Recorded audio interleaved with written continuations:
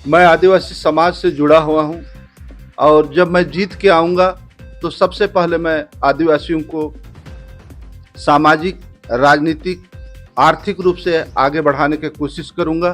सबसे पहले तो मैं युवाओं को ये कहना चाहूँगा कि वो जिस क्षेत्र में भी उसकी दक्षता है, उसकी कुशलता है, वो आगे आएँ।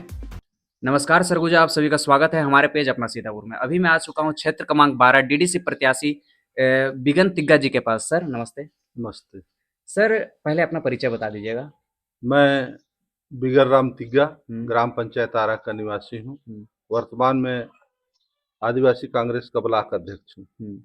जी सर, आपको कांग्रेस पार्टी की ओर से क्षेत्र क्रमांक 12 की प्रत्याशी डीडीसी के लिए चुने हैं। आप कांग्रेस पार्टी को आप क्या बोलना चाहेंगे? मैं सबसे पहले ब्लॉक कांग्रेस इस क्षेत्र के लोकप्रिय विधायक अमरजीत भगत, सम्मानीय शैलेश बाबा, सम्मानीय अध्यक्ष तिलक बेहरा जी, सम्मानीय अमरजीत भगत पूर्व विधायक, सम्मानीय टीएस बाबा जी को मैं बहुत बहुत धन्यवाद कहता हूं। कांग्रेस पार्टी ने मुझ जैसे एक कार्यकर्ता को डीडीसी क्षेत्र क्रमांक 12 से कांग्रेस पार्टी का समर्थन से डीडीसी प्रत्याशी बनाया है। मैं उनको हृदय से धन्यवाद कहता हूं। जी सर, अगर आप डीडीसी के लिए जीत जाते हैं तो आपके क्षेत्रवासियों के लिए सबसे पहला कार्य क्या रहेगा जो आप सोच कर रखे हैं? सीतापुर क्षेत्र क्रमांक 12 आदिवासी बाहुल है। हम्म, यहाँ के लोग नदी नाला जंगल पहाड़ किनारे बसे हुए हैं। हम्म, यहाँ के लोगों के लिए सबसे बड़ा चीज है वो सुरक्षा का। हम्म, वो लोग मजदूरी करते हैं, हम्म, किसान करते हैं, हम्म, वो लोग सुरक्षित रहें, हम्म, उनके लिए समाज के ओर से हम्म, या राजनीतिक की ओर से, हम्म, कांग्रेस की ओर से हम्म। हम उनका संरक्षण करेंगे।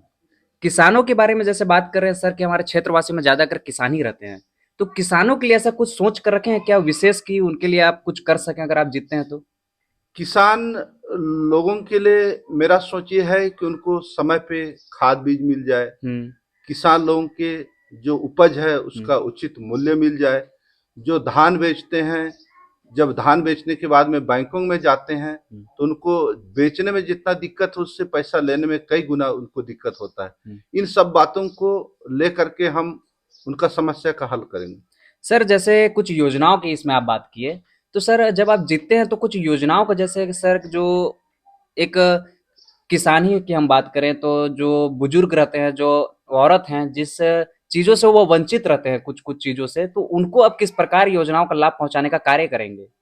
किसान लोग ऐसा है कि सरकार जब धान लेता है हम्म, तो उनको बहुत सारी दिक्कतें होती है हम्म, और धान बेचने से लेकर के उनको घर से धान ले जाने तक का।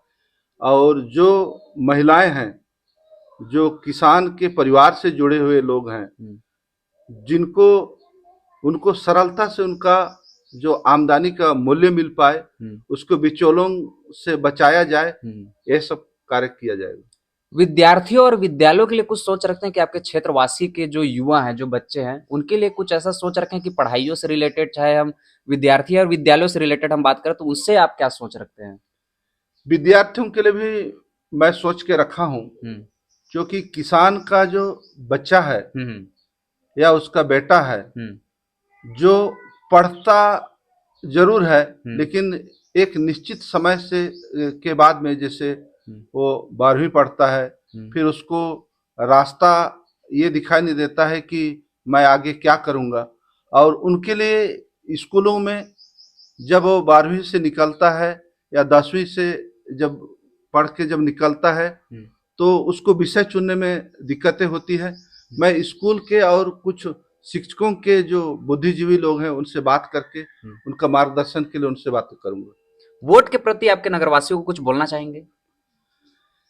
देखिए, मेरा डीडीसी क्षेत्र क्रमांक 12 से मैं प्रत्याशी हूं हम्म, और मेरा उगता सूरज छाप है। हम्म, हमारे आदिवासी लोग या हमारे माताएं लोग सूर्यदेव का उपासना करते हैं और उसको लोग मानते हैं। और मैं इस क्षेत्र में 1994 में मैं पहली बार सरपंच बना। इसके बाद में 2000 में फिर मैं डीडीसी बना। तो काफी समय से उनके बीच में मैं काम करते आ रहा हूँ, समाज के लिए भी काम करते आ रहा हूँ, राजनीति में भी काम करते आ रहा हूँ पार्टी के साथ में।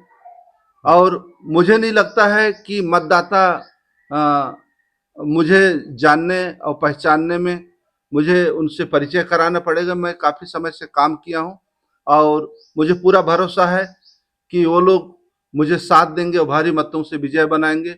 मैंने समाज के लोगों को जोड़ करके कुछ कामें किया है, जैसे शिखरपुर जलाशय ढोढ़ा गांव में बांध बन रहा था।